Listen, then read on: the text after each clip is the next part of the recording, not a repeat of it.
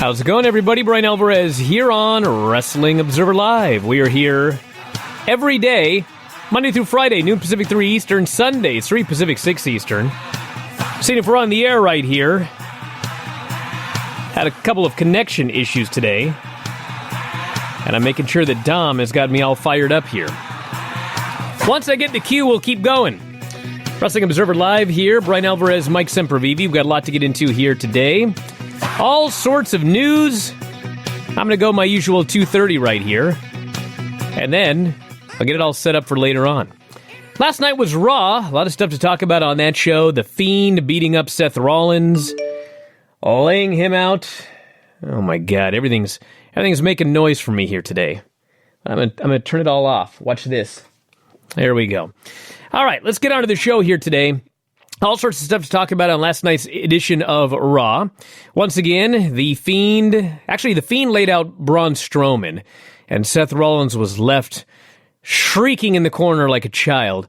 What did you think of the Fiend last night? I want to talk about this when we come back from the break, because talked about it on Observer Radio last night.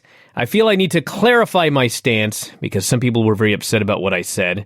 But hey, it's my opinion. I'm going to tell you why I think certain things, and if you disagree, you're welcome to talk about it with us here today. The phone number, 844-411-5411. That is toll-free, 844-411-5411. And text messages, 425-780-7566. We could talk about Raw last night. Impact Wrestling moving to a new night.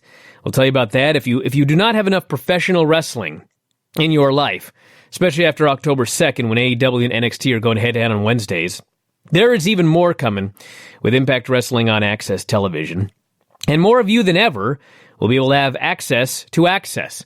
So Impact should have a new audience here soon. Increased numbers. We can talk about that here today. Plus a bunch of New Japan notes, lineups, and more. Back in a moment to kick it off. Wrestling Observer Live. Back in the show, Bryan Alvarez here, Wrestling Observer Live. Mike Sempervive, also of WrestlingObserver.com. So I want to talk about The Fiend. Mike, I'm sure, has got a lot to say about The Fiend. I'm a much bigger fan of The Fiend than Mike is, but I must reiterate or explain or... Anyway, so last night, Seth Rollins is having a match with Braun Strowman, and lights go out. By the way, as Braun is about to win, so this is how they're building up Seth Rollins for the pay-per-view. They're doing a great job building up The Fiend. They're doing a horrendous job building up Seth Rollins for this match. Seth Rollins is about to get power slammed and pinned, and the lights go out, and when they come back on, The Fiend is in the ring. He has put the mandible claw on Braun Strowman. He's put him out. Braun tries to struggle to his feet. The Fiend puts him back in the mandible claw, and Braun is just defeated by this Fiend. Now, the good news is, unlike last week, Seth Rollins wasn't crying in the corner. But he was screaming, okay? Now, everyone is entitled to their opinion, okay? If you're a big fan of superhero movies, or whatever Dave mentioned last night, Avengers, or whatever, and you're cool with that kind of stuff in your pro wrestling, hey, more power to you, okay? If you believe the Bray Wyatt putting on a mask, if you can suspend your disbelief that when this guy puts a mask on, like, he causes the top babyface to be trapped in the ring crying in the corner, and you're cool with that, that's fine, okay? But I am not fine with that. It's Bray Wyatt in a costume, okay? That's what it is. Now, this isn't even like, the Undertaker character back in the day where his character was that he was a dead man, like he's a dead guy, and he has supernatural powers. We actually haven't seen any supernatural powers from this Fiend. I guess he can shut the lights on and off, and he disappears in the dark, but there's been nothing supernatural about this Fiend, okay? And by the way, in the opening interview with Seth Rollins, when Seth Rollins cut his promo at the beginning of the show talking about being attacked, he did not say by the Fiend. Seth Rollins said he was attacked by Bray Wyatt. Seth Rollins knows that the Fiend is Bray Wyatt. He knows that this guy is wearing a mask. So why is he crying like a baby? Why is he screaming? I don't like this. If you like it, fine, okay? There's a million ways that you can effectively do this without Seth Rollins crying because the living incarnation of evil, or whatever he called it, that's what he thinks of Bray Wyatt is when he puts his mask on. I don't buy this for a second, okay? If you do, great. I think it's stupid. If you want to do a storyline where, man, Bray's come back and he's wearing this mask to intimidate people, because it is a creepy mask, and he's laying out everybody he's laid out Braun Strowman, he's taken Finn Balor out for months. Like, he is a dangerous, dangerous man. And dude, I got my work cut out for me. Great, I'm fine with that. But when he puts a mask on, he's not a supernatural being. He's Bray Wyatt in a costume. Seth has even said it himself. So that's my takeaway on this thing right here. That's it. If you like it, great. I don't like that aspect of it. Yeah, I'll just go ahead and echo that. I won't put it any better than that. The only thing I'm going to add on to it is why you have to sacrifice everything pro wrestling. You know, like you said, why can't this just be a guy he is crazy now? He is a little unhinged now. He's back. He's crazy. He's going to take it out on these guys. And you mentioned it during the show with Dave last night. It's kind of been one of my things with Bray Wyatt attacking these old people over and over again. Why not have Seth Rollins actually try to hit a move on Bray? But guess what? Bray stuffs it, you know, and that's the cause of panic for Seth Rollins. That's the wrestling portion of the proceedings. But well, let me say this about that, Mike. Good. So that is a great idea, but it's one of these things that they have done where everything is about the moment. Yeah. Here's my example. So, yes, Seth should go and hit a curb stomp on Bray Wyatt, and Bray pops up from it and puts him in the mandible claw. Now, next week on Raw, Seth has something to be worried about. Not that the guy's wearing a mask, but that, dude, my move didn't work on this guy and he laid me out. This is a dangerous opponent. But the problem is, they were so determined to protect Braun Strowman at the pay-per-view last month that he no-sold 3 curb stomps. So, you really can't go back to that again, unless the storyline is that Seth's move just doesn't work on anybody anymore. They should have been forward-thinking and thought, you know what? We need to save that spot for Bray.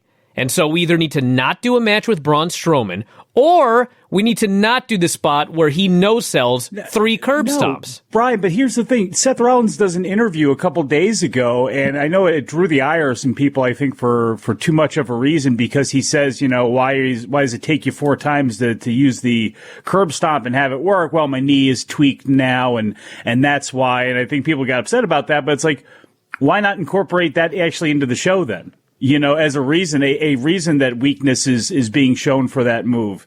You know, a actual pro Nobody should have been mad about that, by the way. That's a perfectly logical explanation as to why his move didn't work. Yeah, I mean, I think it was just probably people who, you know, would be pro EW, whatever it is. Mine didn't work because it was slippery. Well, it's, you know, exactly. And Nick Gage is a large man, but it also falls into Seth Rollins as cowardly goofball babyface who, frankly, has kind of been put, you know, even more in a second. I'm not saying a secondary position, but like his girlfriend became the man, and then like the geekification of Seth Rollins over the last couple of months, certainly in the last couple of weeks. I mean, that perception to me is very real. Kevin Owens as failed babyface. I mean, pick your failed babyfaces on that roster, and again, I get it. But, you know, here's also a thing when people want to go point to the past and go, well, what about this? What about this? I've been saying it for years. The Undertaker and the higher power and Vince McMahon's teddy bear and that being lit on fire and all that other stuff, it was hokey then too. But guess what? They happen to be a raging success, and they're trying to copy. I get what they're trying to do. This is classic Vince McMahon, and in some ways, this is, as far as the reintroduction of the Bray Wyatt character, it is absolutely amazing, but they're doing it sacrificing every other piece of logic and, frankly, Seth Rollins along the way, and they didn't do a very good job of it. Now, Bray Wyatt, and Braun last night, I will say this. As far as looking into the future as somebody that could possibly take Bray out down the line, yeah, I mean, if they do this carefully, Braun could be that guy. We'll see what happens here. But, I'm not, again, this is not against the Bray Wyatt character even for me as much as we'll see what happens where they go with this too. I mean, they have to prove it to me with these stories. They have to prove it to me. It's not me like giving them the benefit of the doubt or the faith because, again, look at Kevin Owens and Shane McMahon. Pick your feud, Roman Reigns and Daniel Bryan / Eric Rowan. I mean, they've all been, we've gotten what we've gotten. Beginning in late October, Impact Wrestling airing Tuesdays at 8 Eastern on Access Television. Impact will debut in the time slot Tuesday, October 22nd. Preview special Tuesday, October 29th will be their official launch date. Preview special will recap the October 20th Bound for Glory pay-per-view, preview the weekly series, as well as air non-televised matches from Bound for Glory. The show will remain at 2 hours. So if you're a fan of wrestling, you're going to get 3 hours on Monday of Raw, 2 hours of Impact on Tuesday, 2 hours of NXT, and 2 hours of AEW on Wednesday, and then on Friday, 2 hours of SmackDown. So who's going to take that Thursday slot? Ring of Honor? Can we get Sinclair to move Ring of Honor to 2 hours on Thursday? I guess we shall see. Also, October 2nd, NXT, a second title rematch, Undisputed Era, will defend their titles against the Street Profits on October 2nd. That's the same night Candice LeRae challenges Shayna Baszler for the NXT Women's title. It is possible that tag title match will be inside a steel cage. We shall see. Back in a moment with more Wrestling Observer Live. Well, we got a lot of feedback on The Fiend. Let's find out what people think about this. This person here says, I agree, Bryan. I don't want to see baby faces crying like a little baby screaming in fear. It is ridiculous. WWE has been doing a great job at making Seth the biggest geek loser nerd. They are telling the wrong story. I'd rather see Seth not scared and ready to fight, and then when he's in the fight, he gets scared because nothing works to put him down. Well, you could do that, especially if Bray's winning. Seth can go in there overconfident, but his moves don't work. And now he's screwed. Rey Mysterio winning that number one contenders match was such a great moment. Yes, it was. The fatal five-way on the show last night on Raw was great. And Chad Gable also. The match with Baron Corbin was just there. It was the total opposite of last week. But man, the people want to see Chad Gable succeed. He needs to win, like on Raw next week, or on the SmackDown debut on Fox, or at the very latest at the next pay-per-view. If they keep beating him, they're just going to lose it. Now's your chance to pull the trigger on this guy. Well, but see, this is what I'm talking about with Gable is the same thing that I've mentioned about like with Cedric and Ali and Buddy Murphy too. Same thing. You got to get this guy a win over somebody at some point. And him sending Baron Corbin packing after Corbin does something to him to set up the match at the pay-per-view is fine with me. As long as there is something impactful on that television show. And to me, it balances things out. It cannot be all heat. It's either got to be 50-50 where Gable fights Corbin off or Gable at least, it looks good and it leads people to want to see them at the pay-per-view. I mean, to me, that's how I would play that game because I think them together, they have been good. And I think, the match wasn't as good as the one last week, but I was more satisfied with it than you were, and I think at the end of it, I felt good for the possible direction they were going, which is Baron ultimately, he can wear the royalty stuff all he wants, but ultimately he's going to tap out to that ankle lock. Dude, he should have done last night. I'd like to think so. He needs to do it now. Listen to me. The people liked Ollie. The people liked Cedric. But the people love Gable. I don't know what it is. I don't know if they like his style of work the best of the three. Well, I don't know if his sad puppy dog face that he does all the time when people call him short. I don't know what it is. But the wins that he got in King of the Ring, every building they were in, the place went nuts. When he almost beat Corbin last week, the place went nuts. And last night, when he almost beat the guy, the place went nuts. They really like Chad Gable. They've got to do something with this guy, like quick, because otherwise the people are going to give up on him. They've learned their lesson many, many times. This person here says, the build for The Fiend has been great. I've enjoyed all of the Firefly Funhouses, everything they have done with Bray. However, they finally have something that can be bigger than anything in the modern era. Why is The Fiend concerned with the title? He should be out there destroying people, and if he does win the title, he needs to burn it. He doesn't need that belt. Well, let's not get ahead of ourselves. Let's be concerned with what we've got right now. Is that the new sacrifice to Sister Abigail? Okay, I guess I'm going too deep into the story already. This person says, for as great as the Fiend attack was on Braun, can we get a Wyatt segment where Michael Cole isn't screaming, the Fiend is here? Oh, God, that's one of the other problems with it, too, is oh, man, there are times where they're out of control in that booth, and it's great because and I'm going to get killed for this, I think Corey Graves is fantastic. I think fantastic? Here's the thing. I think he is. Now, how they are produced, how they are laid out and all that stuff, but his wit, the one-liners, some of that stuff I think can be great. But, like, again, when the WWE announced the cheap banter between Renee and Corey, you know, some of the lines that they are fed. And Michael Cole, again, and this is not Michael Cole. This is the branding of how they want these things. But yeah, the Fiend, it's just, you're actually taking away the effect that you want by beating it to death. This is the same thing when it comes to Ricochet's a superhero. Ricochet's a real life he's a superhero. Kids like him because he's a superhero. Relax. You know, again, every time you force feed it, you either make it uncool or you beat it to death or you take away, most certainly you take away the effect of it. And if they just could pump the brakes on it, I mean, they already have the trademark for the Fiend. I'm sure you don't have to beat it to death. It's just, and that's a problem. So. First says, I think it was hilarious watching Seth Rollins weep in the corner like a scared little boy when the Fiend confronted him. And you know who's not doing that, really? Minoru Suzuki. And you know what, also, to everybody that's trying to compare the two things, guess what's not the main event? Guess what's not actually the money-drawing thing? Jushin Liger as Kishin Liger and Minoru Suzuki. Period. Well, he's going to main event the Tokyo Dome. What, with Kishin Liger? Well, one of the Ligers, whatever the feud is, that's going to be the main event of the second night of the Dome.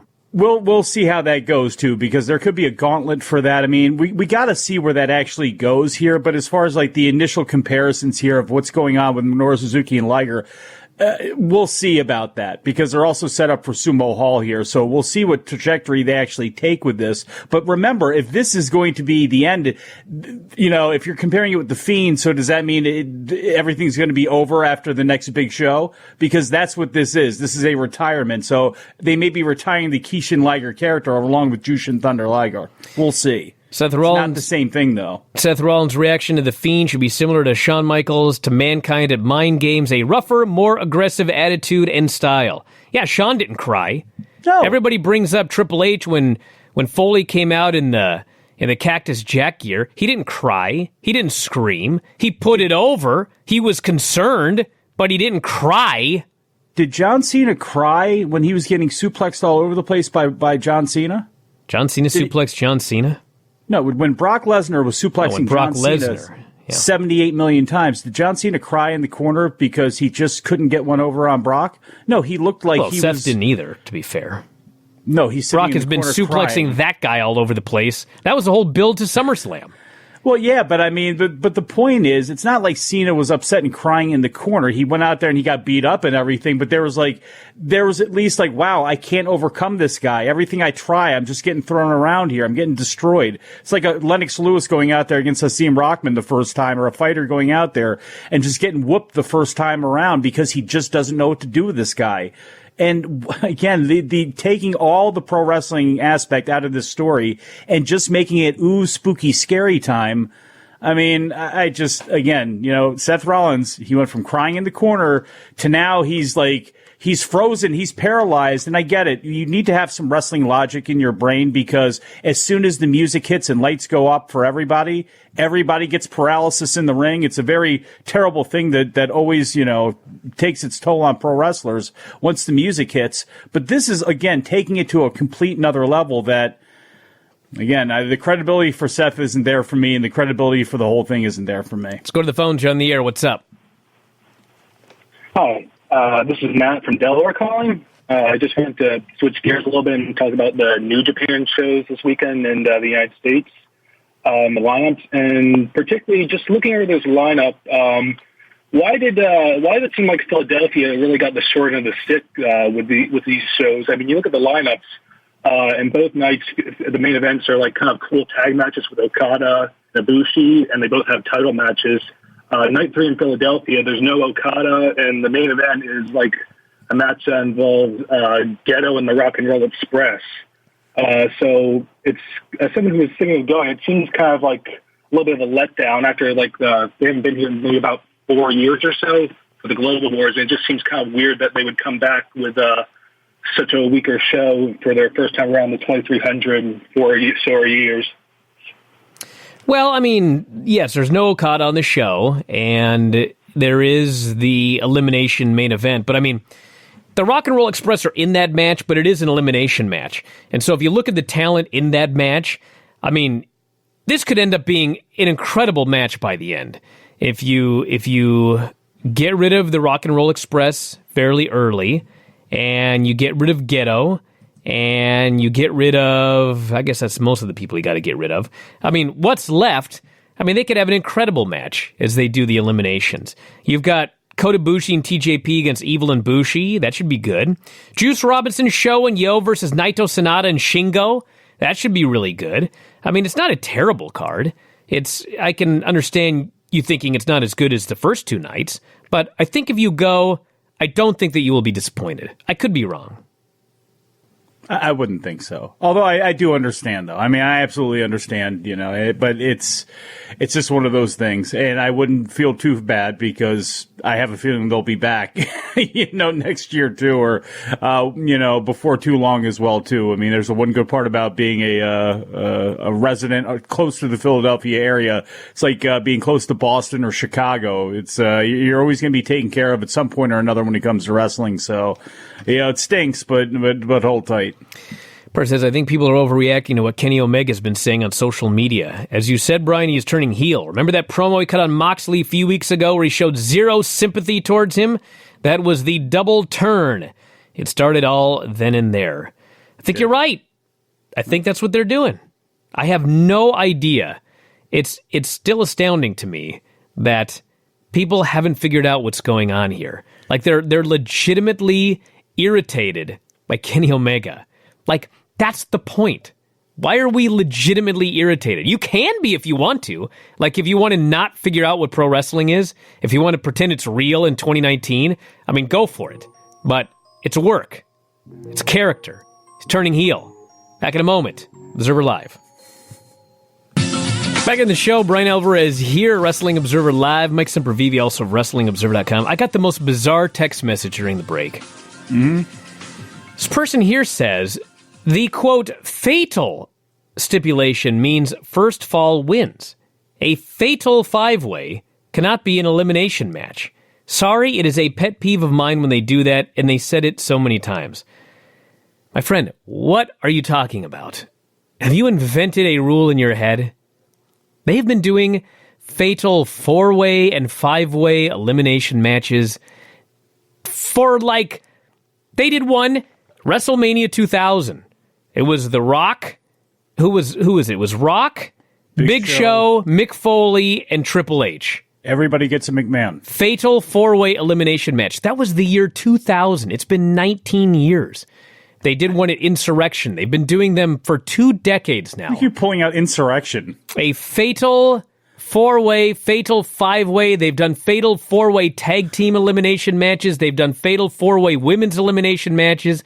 Fatal does not mean first fall wins. Maybe it should, but yeah, they've had four-way elimination, fatal four-way elimination matches for a long time. I think the only time that's 19 years.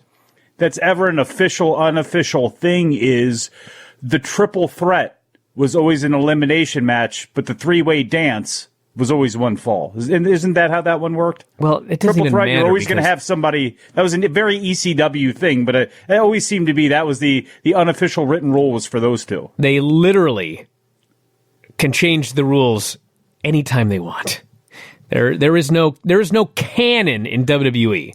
Canon is whatever Vince decides on any given day. There should be. But in general, for 19 years now, they've been doing Fatal 4-Way and Fatal 5-Way and Fatal Tag Team and Women's and everything elimination matches. Person says, WWE Untold, that's got to be Kane, is very, very good. Well, Filthy and I are going to watch that tomorrow for the Filthy 4 Daily Show, so you can look forward to that. Has he moved to Knoxville yet just to be a constituent of Glenn Jacobs? No, of course not. Come on. Let's go to the phones. You're on the air. What's happening, my friend? Hey, Brian, I just want to say congratulations. First of all, I'm very happy for you and your family. Thank you. I just wanted to talk about some baffling booking choices. Normally, it's with the main roster, obviously, but what's going on with Matt Riddle right now and the Killian Dane angle? I'm really not sure what's happening. You kidding? Why are you asking me? I had to go back. I had to go back in time, Brian, all the way to July 17th when after post-match beatdown angle with our boy Huas. He put him through the floor and was, left standing tall, and we're like, oh, okay, he'll get his comeuppance the next week. Next week, video package with Killian Dane talking about how he wanted to attack Riddle. Next week, Riddle accepts the challenge. Bro, let's do this match. Finally, the next week, no match happens because Killian Dane attacks Matt Riddle before the match, and Matt Riddle gets literally nothing in. Like, he gets nothing. I had to go back and rewatch it. He gets absolutely nothing. He ends up just basically looking like a geek.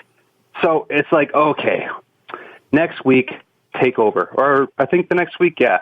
Well, the 7th in the TakeOver. There was nothing on the card, but I was actually in the building, and everybody popped really hard when Riddle showed up. Finally, he's going to do this thing. He's going to call him out. They're going to do the thing. Remember with Catch a Stone? He gives him the knee strike, and 7 seconds it's over. I'm like, finally, we'll put him over strong. No.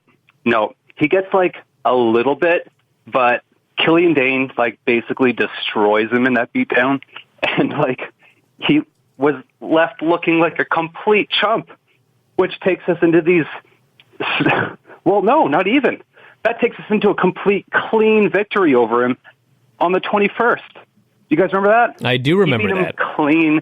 He beat him clean in the ring, decisively, right?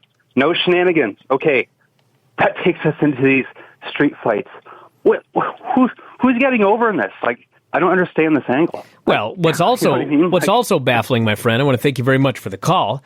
If you want to talk about baffling, besides a street fight leading to a street fight, I mean, whoever wins that match faces Adam Cole on, I presume, October 2nd. So, this is the debut head-to-head with AEW. Now, I don't know if they're going to do this, but I mean, they could do a title change right there. So Matt Riddle could end up the NXT champion after a summer of the most preposterous booking, building up somebody ever. Or he goes in there and he beats Killian Dane and then he loses to Adam Cole. They could also do that. I mean, my thought is if Triple H, when he said nothing's going to change, it's all going to be exactly the same. Well, if that's the case, if this is a television match, then Matt Riddle is not winning the title. They do those changes on takeovers.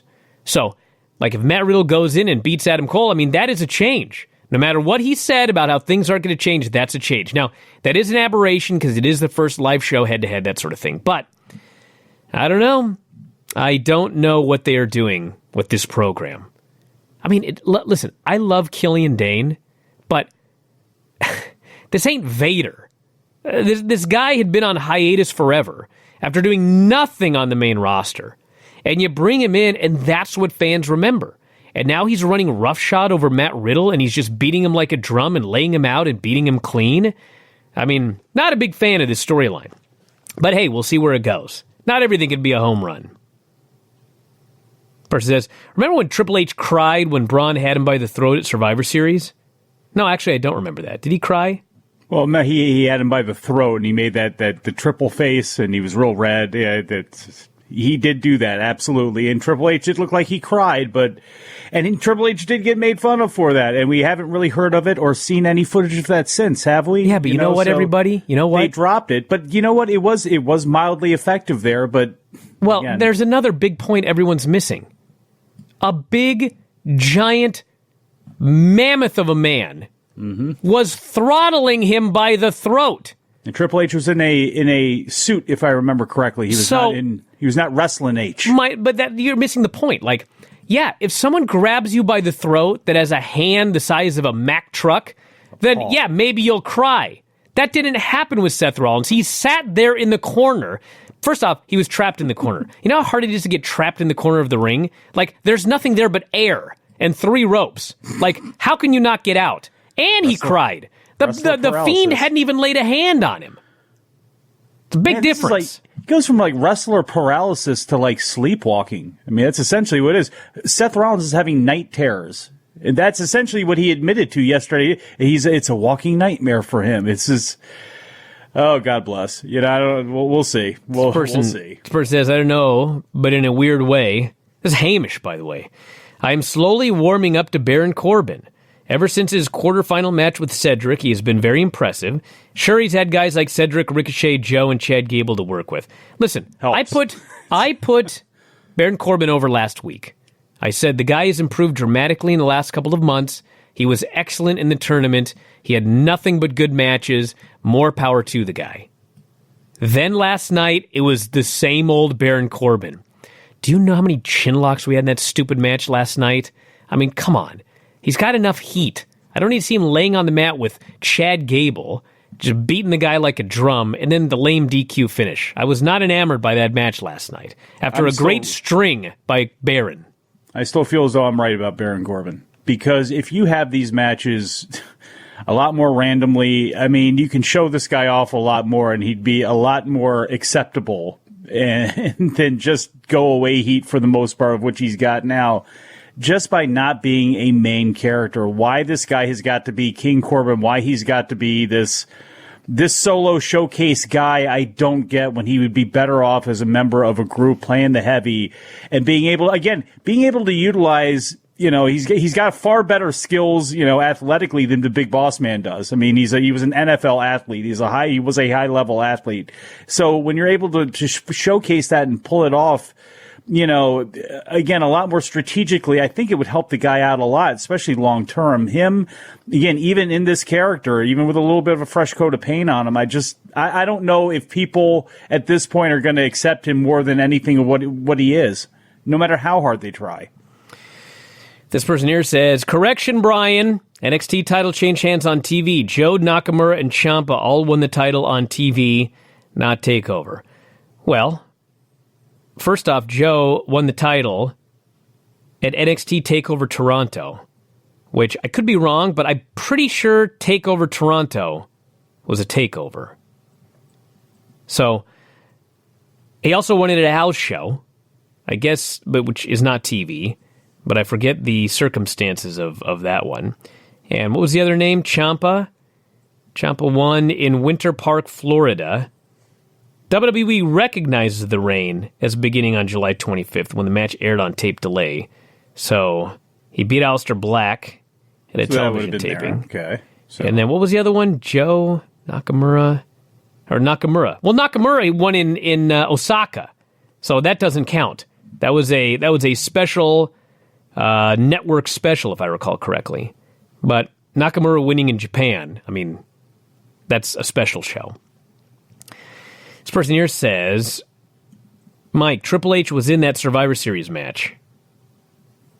I don't know what he's talking about. The throttling? Well, when he was grabbed by the neck? I don't think he was. I thought that was he went out there to save Stephanie, or he stared down Stephanie or something too. I thought that was after the fact, but I could be wrong. I'm trying to find this thing. This person here says, Fatal is a playoff of sudden death rules. That's why a multi-man with Fatal in the title is supposed to... No, you're making this up. You're making this up in your own head. Yeah, sports overtime you're doing. The reason they came up with Fatal was because they were doing 4-ways. So they wanted Fatal 4-way. They didn't want to say Deadly 4-way. Has to be Fatal 4-Way or Fatal 5-Way. That's where Fatal came from. They've never had a rule where fatal means sudden death, ever. This person here said, as far as NXT being in full sail, one thing I noticed was that they darkened the arena like a takeover, something they'd never done for TV. Made it so hard to tell how small the building was if you're a new viewer. Yes, they did produce it differently, but you could hear that there were 350 people in the building. I mean, when you can hear individual fans screaming and echoes on the walls, I mean, it's pretty much abundantly clear you're not in a gigantic building. But yes, the production was good. And actually, yesterday, I think it was Jaime said that it looked fuzzy on his TV. Dude, you need a new TV because it was the same. In fact, I was told they may even have used new cameras for that shoot. Okay. So absolutely. Yeah, maybe Jaime was a little fuzzy. Were you a little fuzzy, Jaime? Is that the problem? Was it you and not the TV? Hit the dispensary before that one. Oh, come on, Mike. This person here says, something you have not mentioned yet is they took away Baron Corbin's first name. There's a rule in theater called show, don't tell. WWE thinks they have to literally tell you that Baron Corbin is a king every time he's on TV, even though he's going to come out and he is dressed as a king. You can't change the name of an established character on any TV show. It's just sad. Wait a second. They do that all the... What? Well, he's saying, like, if this were an actual television show, like, you wouldn't just one day have Kramer have a different name. Like, today's Franklin. He's changed his name for some reason. He did. All of a sudden, it was Cosmo. Get out of here. Back in a moment. Observer Live. Show. Hated that show. Back in the show, Bryan Alvarez here, Wrestling Observer Live. Mike Sempervive, also WrestlingObserver.com. The one name I choose. This person says they did actually try to change Kramer's name to Cosmo because of the real guy they named the character after was trying to get financial compensation. Well, there's what next? Hey, listen. Hey, mea culpa to me too. By the way, too, Triple H. As I look up this picture, was in the tank top. There, it was getting choked out by Braun in the Raw shirt. So that's what it was. So we're almost there, everybody. My first book signing, 100 Things a WWE fan should know and do before they die. Saturday, October 12th, Barnes & Noble in Northgate, just outside of Seattle. It'll be at 2 o'clock p.m. if you want to grab a copy of 100 Things WWE fans should know and do before they die. Have me sign it. Have a chit-chat. Have some fun. That's going to be the date. Mark it down on your calendar. Saturday, October 12th, 2 o'clock p.m., the Northgate Barnes & Noble. It's like 5 minutes from Seattle, maybe 10 minutes.